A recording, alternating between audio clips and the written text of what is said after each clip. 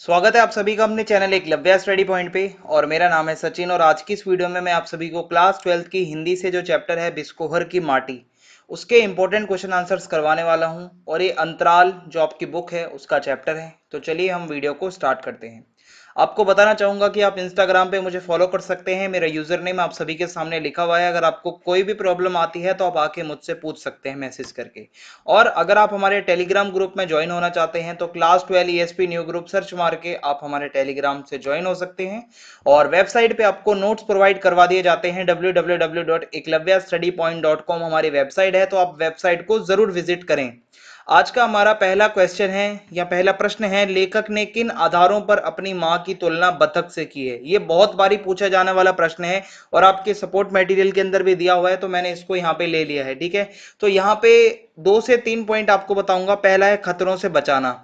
देखिए, जिस प्रकार बतख अपने पंखों को फैलाकर अंडों को दुनिया की नजरों से बचाकर रखती है, उसी प्रकार जो मनुष्य है, जो इंसान है, उसकी मतलब जो माँ होती है वो भी अपने बच्चों की ढाल बनकर उन्हें दुनिया के खतरों से बचाती है। ओके, एक तो ये तुलना करी। दूसरा है सतर्कता और कोमलता से देखरेख। जैसे बतख की माँ अपनी पैनी चोंच से सतर्कता एकदम बरतते हुए कोमलता से अंडों को अपने पंखों के अंदर छुपाती है, उसी तरीके से जो मनुष्यों की माँ होती है वो भी अपने बच्चे को डांटते मारते समय ध्यान रखती है कि शिशु को कोई या बच्चे को कोई नुकसान ना पहुंचे। तो ये दूसरी तुलना है। तीसरा है यहाँ पे कि आने वाले खतरे को भांपना। बतख की माँ की निगाह हमेशा कौवे की ताक पर रहती है। वही मानव की जो माँ भी मतलब बच्चे पर आने वाले संभावित खतरों को भांप लेती है और बच्चे को सुरक्षित रखती है। ये प्रश्न है। अगला प्रश्न है, लेखक की प्रकृति, नारी और सौंदर्य संबंधी मान्यताओं का वर्णन कीजिए। ये प्रश्न भी बहुत बारी पूछा जाता है पेपर में। तो इसमें पहला तो ये है कि लेखक के लिए प्रकृति।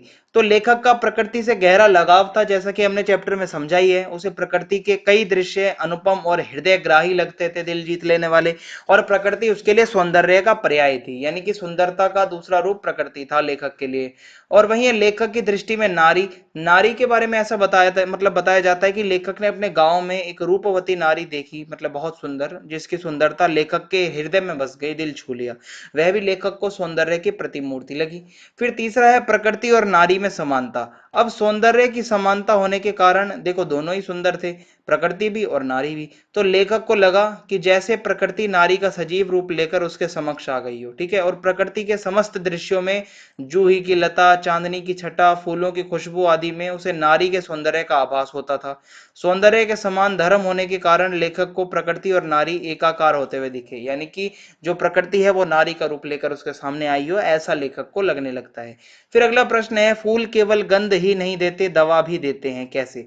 तो देखिए, फूल सुगंध के साथ साथ दवा का भी काम करते हैं, जैसे कि नीम के फूल या पत्ते, नीम। और यहाँ पे अगर आप देखोगे तो पत्ते जो है ये चेचक के रोगी के पास रखे जाते हैं। बेर का फूल सूंघने से बर्र ततैया का डंक झड़ जाता है।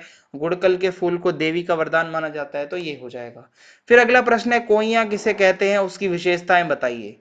तो कोइया क्या है, एक जल पुष्प होता है। इसको कुमुद भी कहते हैं और इसे कोकाबेली के नाम से भी जाना जाता है। और ये शरद ऋतु में मतलब गड्ढों पानी में होता है।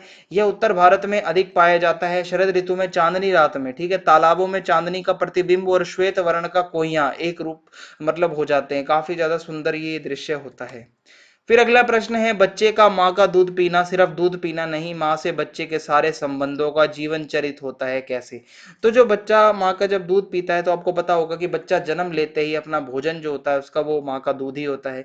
काफी समय तक माँ का दूध ही उसे मतलब उसके लिए एक पूरा भोजन का काम करता है। और इसी दूध से उसका पोषण होता है बच्चे का, इसी दूध से उसका विकास होता है। नवजात शिशु के लिए माँ का दूध अमृत जैसा होता है। बच्चे का माँ का दूध पीना सिर्फ दूध पीना नहीं होता, बल्कि इतने सारे संबंध बन जाते हैं कि मतलब बच्चा, मतलब जो बच्चे को संस्कार मिलते हैं, बच्चे का व्यक्तित्व होता है, वो सब पे बहुत प्रभाव पड़ता है।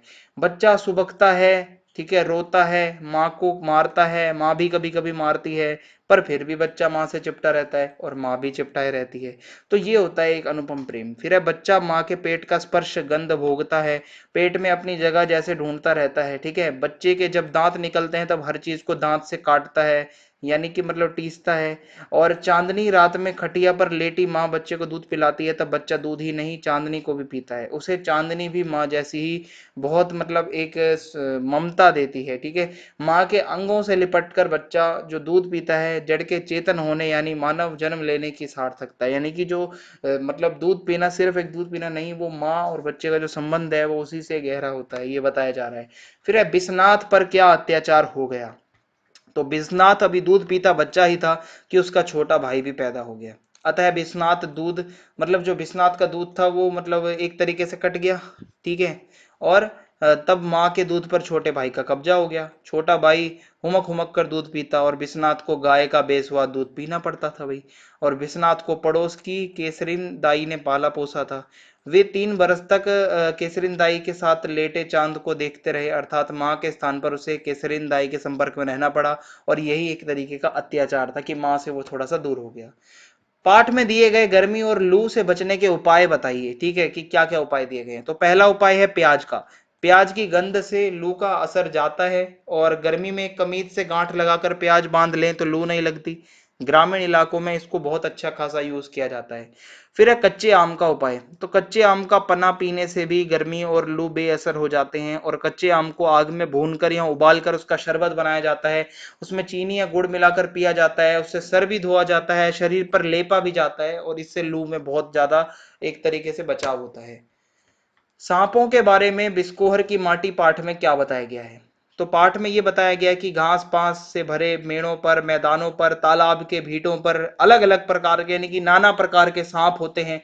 सांपों से डर लगता है। डोढ़ा और मजगिदवा विषहीन होते हैं, यानी कि इसमें विष नहीं होता। और डोढ़ा को मारा नहीं जाता क्योंकि उसे सांपों में वामन जाति का माना जाता है। और धामिन जो होता है वो भी विषहीन होता है, लेकिन वह लंबी होती है। सबसे खतरनाक गोहुवन होती है, जिसे गांव में फेंटारा कहा जाता है। और भटिया जो है उसके 2 मुंह होते हैं।